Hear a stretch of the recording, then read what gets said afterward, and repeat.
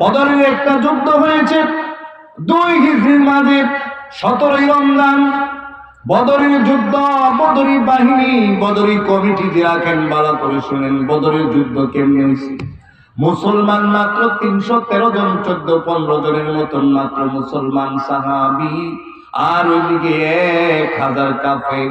মুসলমানদের হাতের মাঝে তেমন অস্ত্র নাই, মাত্র কয়েকটা ঘোড়া, কয়েকটা উট, আর মাত্র কয়েকটা 7টা 10টার মতন তরবারি, আর সব মুসলমান খালি হাতে।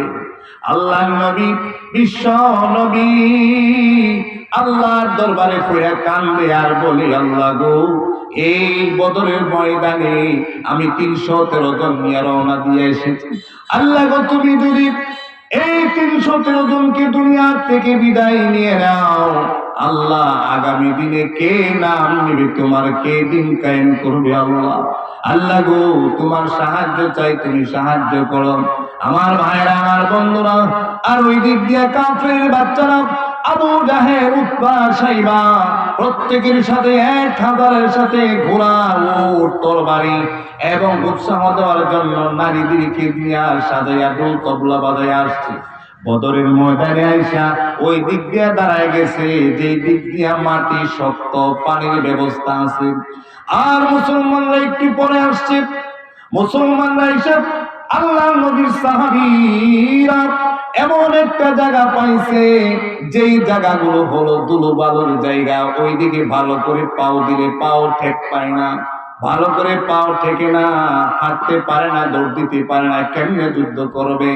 পানির কোনো ব্যবস্থা নাই। আল্লাহ নবী কাঁদছেন, আল্লাহর কাছে দোয়া করছেন, আল্লাহ তোমার সাহায্য চাই। সংখ্যায় আমরা মুসলমান মাত্র 313 জন, আর ওইদিকে 1000। আমাদের অস্ত্র নাই, ওদের অস্ত্র দিয়ে ভর্তি। আমাদের পানি নাই, ওদের পানি দিয়া ভর্তি। আল্লাহ ডাক দিয়া বলেন, নবী গো, আপনি কাঁদেন না, আপনি পেরেশান করিয়েন না। আপনার 313 জন সাহাবীর সাথে যুদ্ধ করার জন্য আমি আল্লাহ রব্বুল আলামিন 1000 ফেরেশতা, আসমানি ফেরেশতা নাযিল করে দিলাম। 1000 দিছি, আর হাজার হাজার বাহিনী আসমানে অপেক্ষা করতেছি, রিজার্ভ ফোর্স প্রয়োজনে আসবে। আল্লাহু আকবার। মুসলমানদের ঈমান যখন শক্ত হয়েছিল, মুসলমানদের ঈমান যখন কঠিন ছিল, ইস্তেকামত ছিল, আল্লাহর সাহায্য সরাসরি আসতো জমিনে। বদরের ময়দানে হাজার হাজার সাহাবী, এই শত শত সাহাবীর সাথে হাজার হাজার ফেরেশতা এসে ঘুরতেছে। ফেরেশতার হাতে কিচ্ছু নাই, তরবারি করতে কেন? আল্লাহ হাতে তরবারিও দেয় নাই।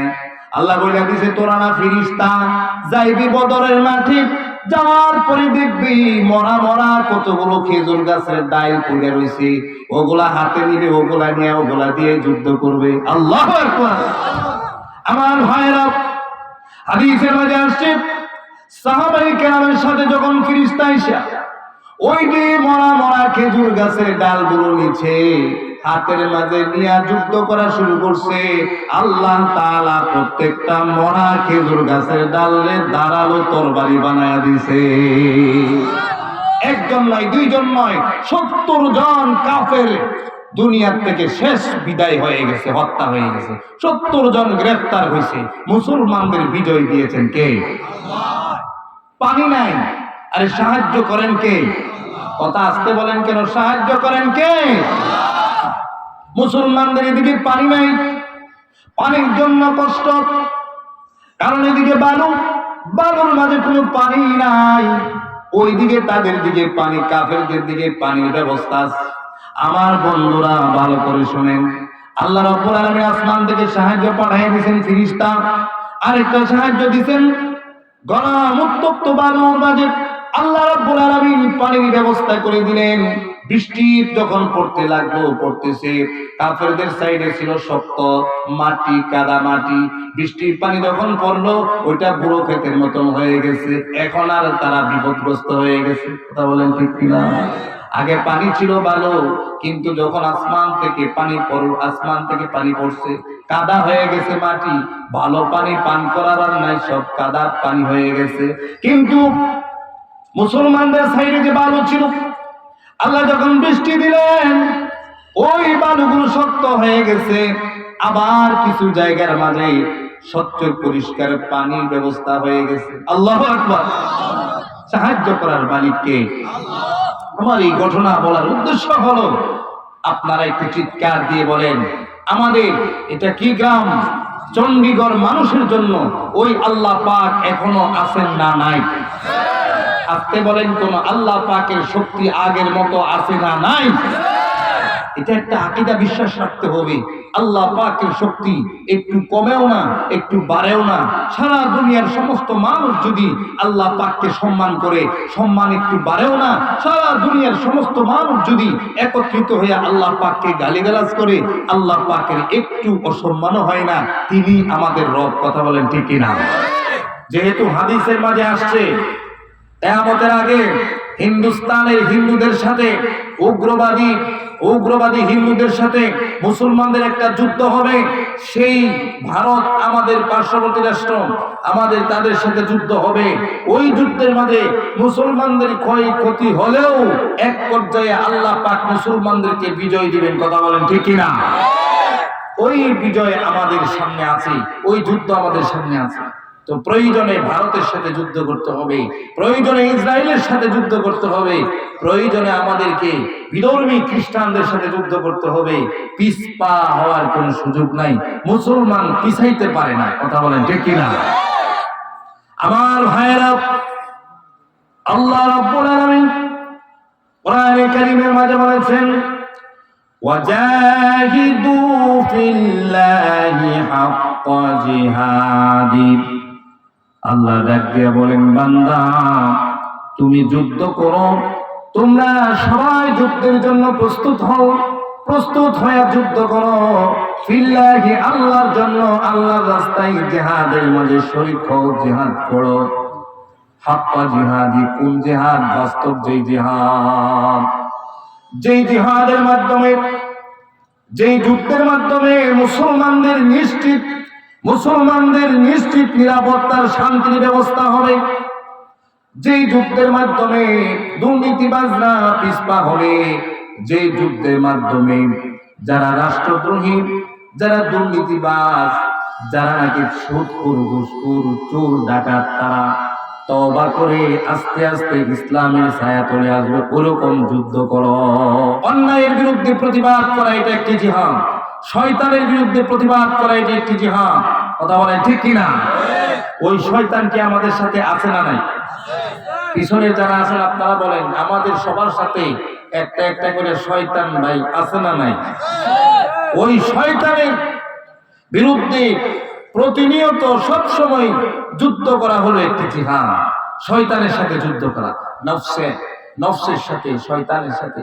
নফস এখন বলে নামাজ পড়িস না, শুয়ে থাক। হ্যাঁ, কিন্তু ইমানদার যারা ঈমান আনছে, যাদের আল্লাহর ভয় দিলের মাঝে আছে, তারা চিন্তা করবে শয়তানের বিরুদ্ধে আমি জিহাদ করতেছি।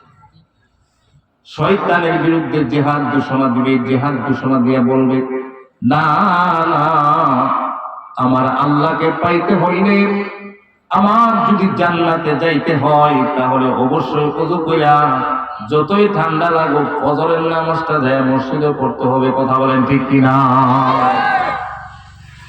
জিহাদ, নফসের সাথে জিহাদ।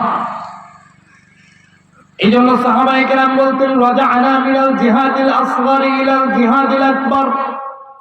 অনেক সাহাবীরা যুদ্ধের ময়দানে কল্লা দেওয়ার জিহাদ থেকে ফেরার সময় বলতেন, আমরা যে যুদ্ধ থেকে ফিরতেছি ওটা তো ছোট জিহাদ ছিল, এখন আমাদের বাড়ি করে যায় বড় জিহাদ করতে হবে। বেপরদায় চলতাম, আজকে থেকে পর্দায় ঢুকতে হবে। নামাজ পড়তাম না, শয়তানের সাথে যুদ্ধ করব, এখন থেকে নামাজ পড়ব। আইরে, হজ করা ফরজ তো হজ যাব, যাকাত দেওয়া ফরজ তো যাকাত দেব। কথা বলেন ঠিক কিনা? এইটা হলো একটা জিহাদ। আরেকটা জিহাদ হলো সমাজের মাঝে অন্যায়ের প্রতিবাদকারী, রাষ্ট্রের মাঝে রাষ্ট্রের যারা প্রতিনিধি, যারা নেতা, রাষ্ট্রের দায়িত্বশীল, রাষ্ট্রের প্রত্যেকটা ব্যক্তি যে নাকি অন্যায় করবে, আপনার অপরাধ করবে, জুলুম নির্যাতনের স্ট্রিমগুলার চালাবে, তাদের বিরুদ্ধে প্রতিবাদ প্রতিরোধ করতে হবে। কথা বলেন ঠিক কিনা? যদি প্রতিবাদ প্রতিরোধ করো, আল্লাহ তাআলা আল্লাহর হাবিবের মাধ্যমে জানাই দিয়েছেন, যদি তোমরা প্রতিবাদ প্রতিরোধ করো, এই প্রতিবাদ প্রতিরোধ করতে গিয়ে, যুদ্ধ করতে গিয়ে যারা নাকি ইন্তিকাল করবে, দুনিয়া থেকে বিদায় নেবে, আল্লাহ তাআলা তাদেরকে শহীদ ঘোষণা করেছেন। সুবহানাল্লাহ। আল্লাহ রাব্বুল আলামিন ডাক দিয়ে বলছেন, ওয়ালা তাকুনু লিমান ইউকতালু ফি সাবিলিল্লাহি আমওয়াত। সাবধান আমার বান্দা-বান্দীরা, শোনো, যারা আমার রাস্তায় যায় যুদ্ধ করলো, যুদ্ধ করার পরে যারা শহীদ হয়ে যায়, 24-এ যারা শহীদ হয়েছে দেশ বাঁচানোর জন্য, মানুষের নিরাপত্তা, জুলুম নির্যাতন বন্ধ করার জন্য, নিরাপত্তার জন্য, যারা 71-এর মাঝে শহীদ হয়েছে ঈমান নিয়ে, যারা 47-এর সময় শহীদ হয়েছে, যারা 47টা প্রায় প্রত্যেকটা যুদ্ধের মাঝে সাহাবায়ে কেরাম শহীদ হয়েছেন, আল্লাহ ডাক দিয়ে বলেন, সাবধান, প্রত্যেকটা মানুষ কবরে শোয়ার সময় মারা যায়, কিন্তু যে মানুষটা আমার দিন কায়েমের জন্য, আমার বান্দা বান্দীদের সুখ শান্তির জন্য, নিরাপত্তার জন্য জালেমের বিরুদ্ধে যুদ্ধ করে মারা যায়, এবং কোন মৃত ব্যক্তিকে তোমরা কখনো মৃত বলো না, কারণ হলো সে শহীদ, আর শহীদ কোন সময় মারা যায় না। বাল আহইয়াউ ওয়ালাকিন লা তাশউরুন। আল্লাহ ডাক দিয়ে বলেন, বান্দা শোনো, বরং তারা সবাই জীবিত, আমি আল্লাহর কাছে জীবিত, কবরের মাঝে জীবিত, আলমে বারজাখের মাঝে জীবিত। আল্লাহ রাব্বুল আলামিন তাদের সবাইকে জান্নাতের খাবার দান করে। এদেরকে মৃত বলা যাবে? সবাই বলেন, শহীদদেরকে মৃত বলা যাবে? আমওয়াত বলিও না, এরা মারা গেছে বলিও না, এরা সবাই জীবিত। সুবহানাল্লাহ। আপনাদের এখান থেকে কেউ যদি মারা যায়, দ্বীনের পথে যায়, যুদ্ধ করতে যায়, দাওয়াত দিতে যায়, ইলমে দ্বীনের দাওয়াত শিখতে যায়, দিতে যায়, জালেমের বিরুদ্ধে প্রতিবাদ করতে যায়, আপনাদের কেউ যদি মারা যায়, আমাদের কেউ যদি মারা যায়, নিশ্চিত আমরা আসলে দুনিয়া থেকে ইন্তিকাল হইব ঠিক, অন্যান্যদের মতো মারা যাইব ঠিক, কিন্তু আল্লাহ বলেন, সাবধান, এই বান্দারে মৃত বলিও না, এ জীবিত, আমি আল্লাহ তারে জান্নাতের খাবার খাওয়াই। সুবহানাল্লাহ। এত সুন্দর একটি মরণ, মরণ তো সবারই আছে, বলেন আছে না নাই? কিন্তু শহীদি মরণের দরকার আছে না নাই? আল্লাহর হাবিব দোয়ার মাঝে দোয়া করতেন, আল্লাহুম্মা রযুকনা শাহাদাতান ফি সাবিলিকি। হায় হায় আল্লাহ, আপনার রাস্তায় আমাকে শহীদি মরণ দেন।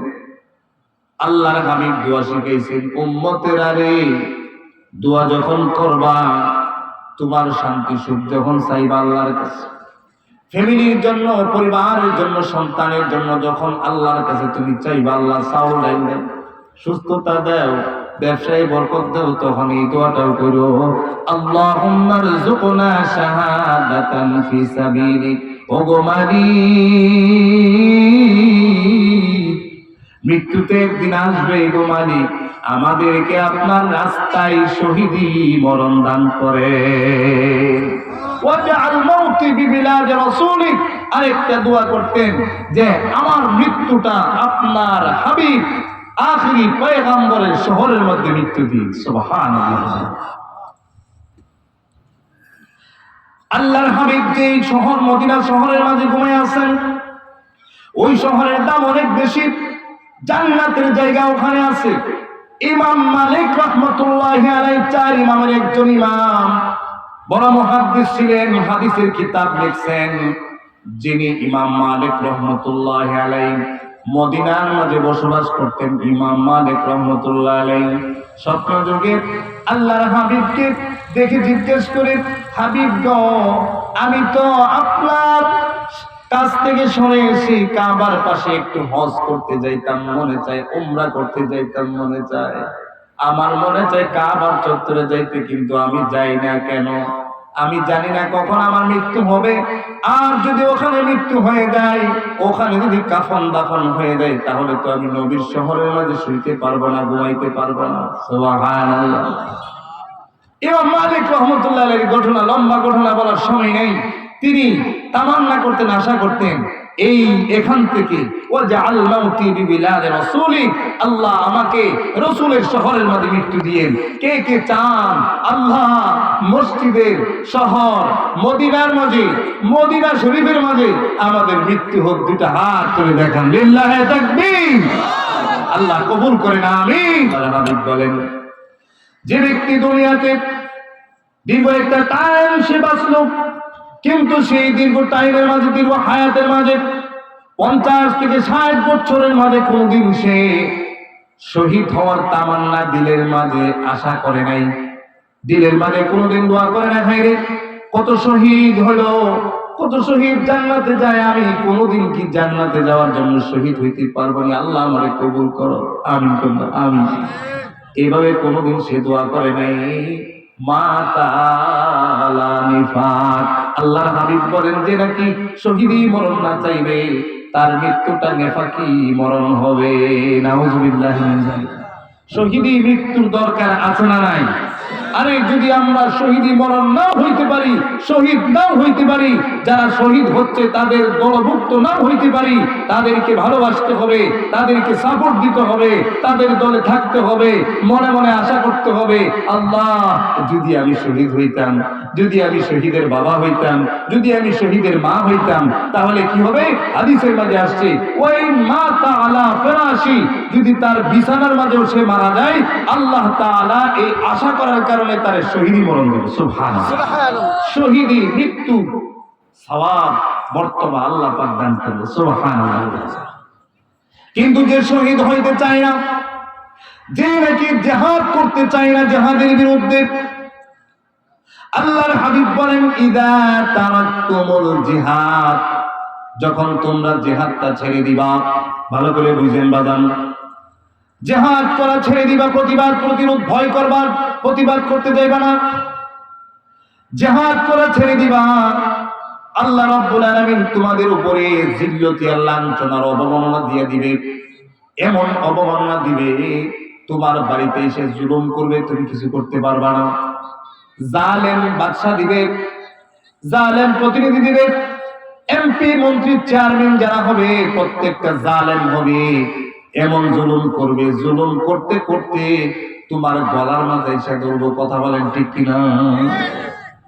আলেম ওলামাদের গলা চাইপা ধরছিল, কত আলেমদেরকে শহীদ করছে, কত ছাত্রদেরকে মারছে, কত আলেম ওলামা আর ছাত্রদেরকে জেলখানায় বন্দী করছে। কথা বলেন ঠিক কিনা? এটার একমাত্র কারণ হলো আজকে আমরা এই দুনিয়ায় যারা বসবাস করছি মুসলিম হিসাবে, আমাদের ভিতরে কোরআনের একটি ডাইরেক্ট আমাদের ইনফরমেশন যে দেওয়া আছে, তোমরা অন্যায় প্রতিবাদ প্রতিরোধ করো, জিহাদ করো। আজকে আমরা আমাদের সমাজ থেকে, আমাদের মসজিদ থেকে, আমাদের মাদ্রাসা থেকে, আমাদের শিক্ষা প্রতিষ্ঠান থেকে আমরা একটা মুসলিম ফ্যামিলি হিসাবে, মুসলমান হিসাবে আমরা প্রকৃত জিহাদ না করার কারণে জালেমরা আমাদের উপরে জুলুম করছে। কথা বলেন ঠিক কিনা? আজকে যদি জালেমদের জুলুমের প্রতিবাদ থাকতো, তাহলে এত জুলুম করার সুযোগ পাইতো না। ইন্নাল জান্নাতা তাহতা জিলালিস সুয়ুফ। আল্লাহর হাবিব বলেন, ওই জমানায় তরবারি দিয়ে যুদ্ধ করত, সামনে যুদ্ধ করত, কত ভালো যুদ্ধ ছিল। আর এখন দূরের থেকে বোমা মারে, দূরের থেকে গুলি করে, এগুলো সন্ত্রাসী, এগুলো কোনো যুদ্ধ নয়। কথা বলেন ঠিক কিনা? উপর থেকে মারে, নিরীহ মানুষ মারে, নিরীহ মানুষ। নিরীহ মানুষদেরকে যারা মারে এরা বিশ্ব সন্ত্রাস। কথা বলেন ঠিক কিনা?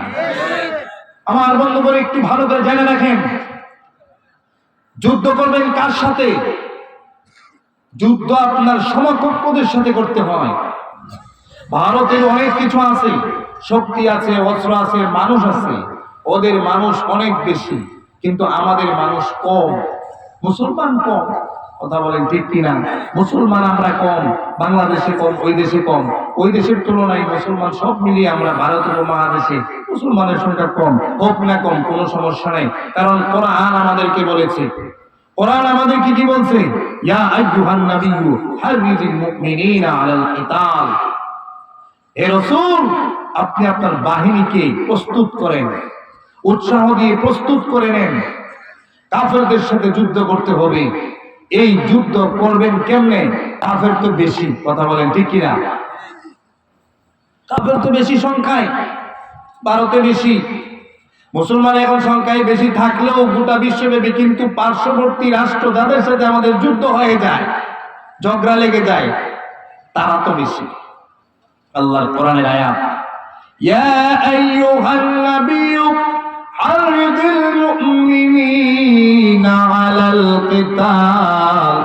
ওগো নবীজি, আপনি আপনার উম্মতকে কি করেন? প্রস্তুত করেন, উৎসাহ দেন, কেতাল করার জন্য, যুদ্ধের জন্য তৈরি করেন। ইয়াকুম মিনকুম 20, তোমাদের ধৈর্যশীল যদি 20 জন মুসলমান থাকে, আল্লাহ রাব্বুল আলামিন ওয়াদা দেয় ইয়াগলিবু মিআতাইন। 20 জন মুসলমান যুদ্ধ করবে 200 কাফেরের সাথে, আল্লাহ 20 জনকে বিজয় দিয়া দিবে। আমার পয়গম্বররে মারার জন্য ষড়যন্ত্র করছে, সব বাহিনী পাঠায় দিতে, ঘেরাও করো। হুজুর যেই করেছিলেন, ওই গুজরাখানার চতুর্দিকে কাফের ঘেরাও করছে। মশা মাছি বাহির হওয়ার কোনো ব্যবস্থা নাই, সব কাফের চতুর্দিকে। এমনিতে জিবরাইল আমিন আইসা আল্লাহর হাবিবকে সালাম দিয়া বলে, ইয়া রাসূলুল্লাহ, ইয়া হাবিবাল্লাহ, আপনি কি শুনেন না তরবারির যন্ত্রণানি বাহিরে শোনা যায়? ওগো হাবিব, আপনি এখনো শুয়েছেন, কেন ওঠেন? জিবরাইল আমিনকে জিজ্ঞেস করে, ভাই জিবরাইল, এখন আমার কি করতে হবে? জিবরাইল আমিন বলেন, কোনো টেনশন নাই, ভয় নাই। ওয়ালা তাহিনু ওয়ালা তাহজানু ওয়া আনতুমুল আ'লাউনা ইন কুনতুম মুমিনিন। নবী গো, আপনি জানেন না আপনি 1 নম্বর ঈমানদার, আপনার কোনো টেনশন নাই, আপনার কোনো ভয় নাই।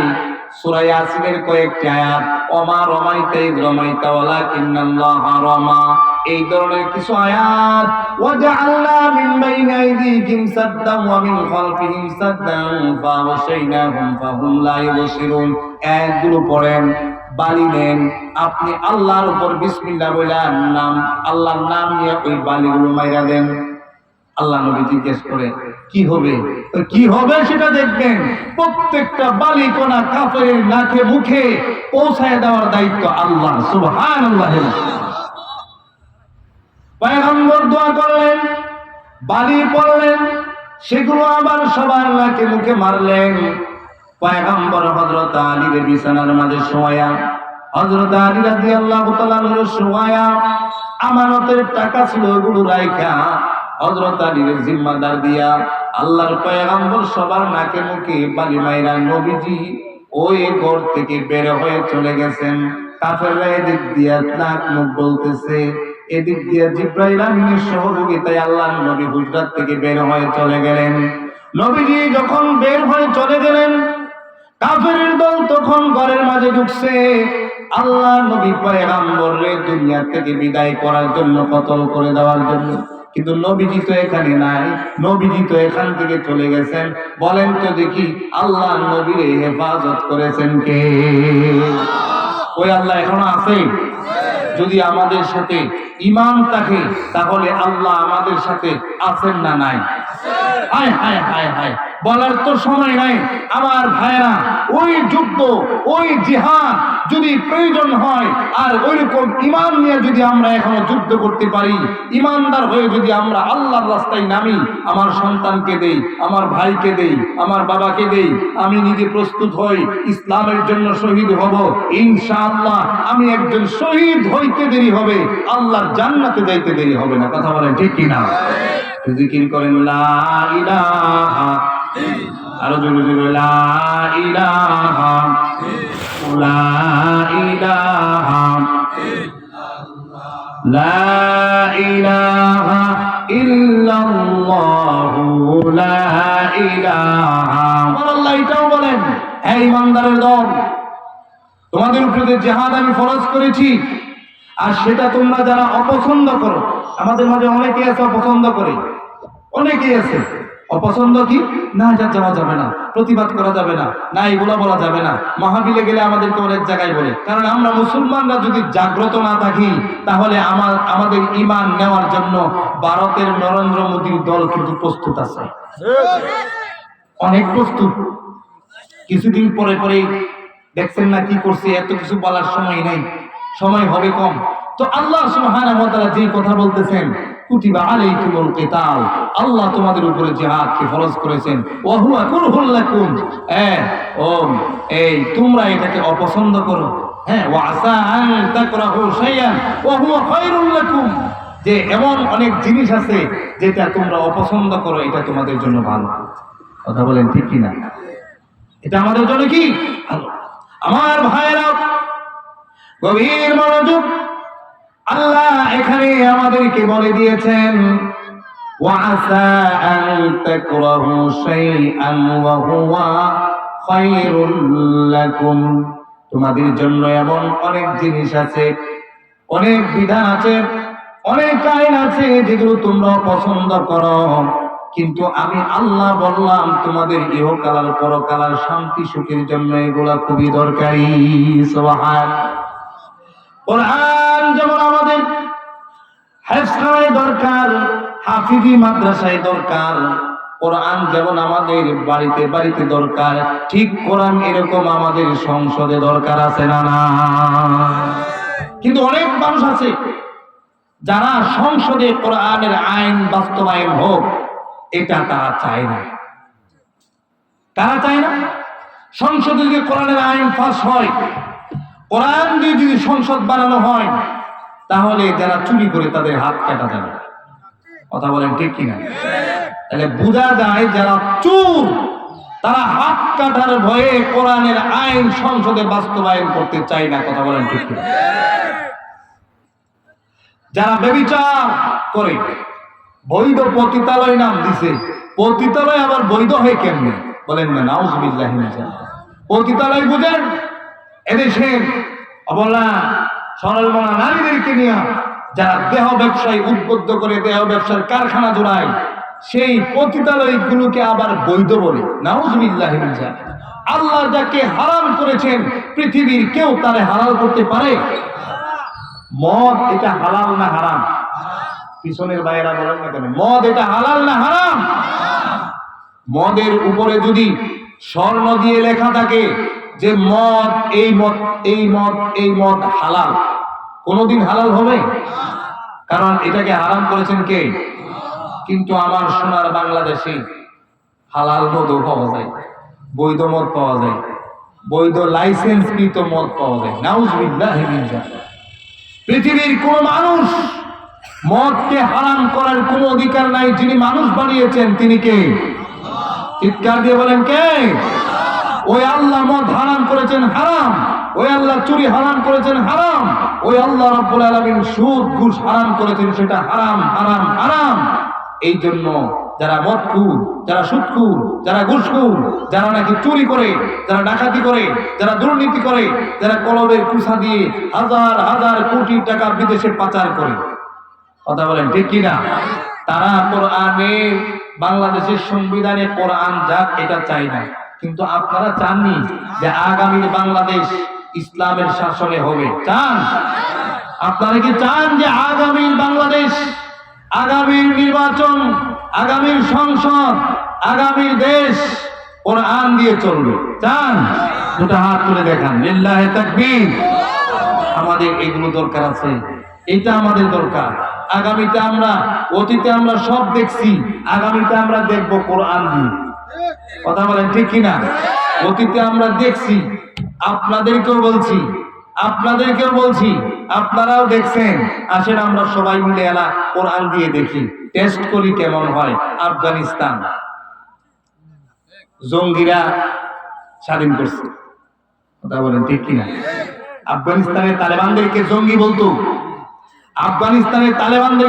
জঙ্গি বলতো। গোটা বিশ্বব্যাপী সমস্ত খবর মাধ্যমে, গণমাধ্যমে বলতো জঙ্গি তালেবান। এখন বলে মুজাহিদ তালেবান, সৈন্য তালেবান। সুবহানাল্লাহ।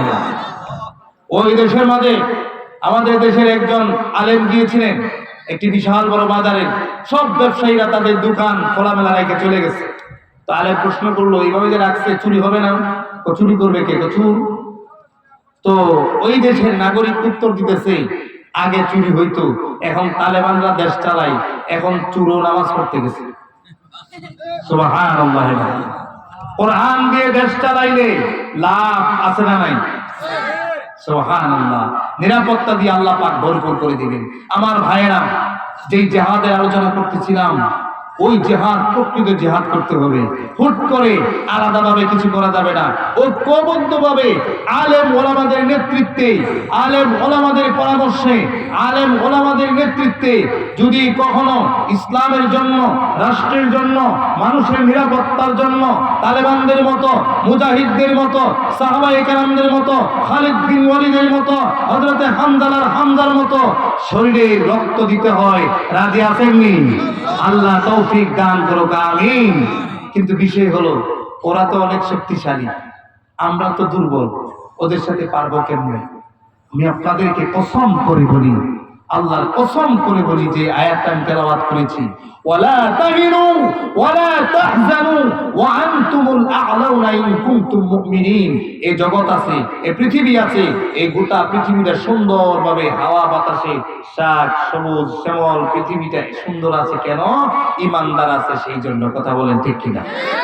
আজকে ঈমানদার যদি না থাকে, ভ্লাদিমির পুতিন আর বর্তমান নতুন প্রেসিডেন্ট আসছে জো বাইডেন আর ট্রাম্পের জন্য, এরকম হাজার হাজার নেতার জন্য আল্লাহ পাক এক সেকেন্ডের জন্য পৃথিবী রাখবে না। কথা বলে ঠিক কিনা? ঈমানদার, নামাজি, তাহাজ্জুদ গুজারি, যারা নামাজ পড়ি, মসজিদ মাদ্রাসার আলেম ওলামা, আর আপনাদের উসিলায় দুনিয়া আছে। আপনারা থাকবেন না, ঈমানদার থাকবে না, দুনিয়া থাকবে না, তাহলে আপনাদের দাম কত বেশি। আল্লাহ বলেন, ওয়ালা তাহিনু ওয়ালা তাহজানু, চিন্তা করিও না, পেরেশান করিও না, ওয়া আনতুমুল আ'লাউনা, তোমরাই বিজয়ী হবে, ইন কুনতুম মুমিনিন, যদি তোমাদের ভিতরে ঈমান থাকে। একটু আওয়াজ করে বলেন, কি থাকে? যদি ঈমান ঠিক থাকে, আল্লাহ আমাদের বিজয় দিবে। আজকে যে ফিলিস্তিনে যুদ্ধ চলতেছে, এই ফিলিস্তিনের মুসলমানদের ঈমান ঠিক আছে, ইনশাআল্লাহ এদের বিজয় দিবেন কে? আল্লাহ। পাক পরিষ্কার সত্য ছিল আমাদের স্কুল কলেজ এবং মাদ্রাসার ছাত্ররা। এরা দুনিয়া বুঝতো না, ব্যবসা বুঝতো না, লোক বুঝতো না, রাজনীতি বুঝতো না। কথা বলেন ঠিক কিনা? যখন জুলুম নির্যাতনের মাত্রা অতিরিক্ত হয়ে গেছে, তখন এরা যখন পাক পবিত্র স্টুডেন্ট গুলো মাদ্রাসা থেকে নিয়ে একবার স্কুল কলেজ পর্যন্ত স্টুডেন্ট গুলো যখন প্রতিবাদ আর জিহাদে নামছে, আল্লাহ পাক এদেরকে বিজয় দিয়ে দিয়েছে। ওদের তো অনেক বেশি, আমাদের তো নাই। চিন্তা করার কোনো কারণ নাই, কারণ আবু জাহালের মতন নেতারে মারছে, বড় বড় সাহাবীরা মারে নাই, বড় বড় সাহাবীদের হাত লাগানোর প্রয়োজন হয় নাই। দুইজন সাহাবী, ছোট্ট সাহাবী, কিশোর সাহাবী, মুআয আর মুআবিজ, এই দুইজন আবু জাহেলের মতন লিডারে মারছে। আল্লাহু আকবার। এই জন্য সাহায্য করবেন কে? আল্লাহ। আবু জাহেলরে মারছে ছোট ছোট দুইজনে, আর বড় বড় যারা, তাদের লাগানোর প্রয়োজন হয় না। আপনাদের কি ঈমানের গল্প শোনাই? নমরুদের সাথে ইব্রাহিম আলাইহিস সালামের যুদ্ধ হয়েছে।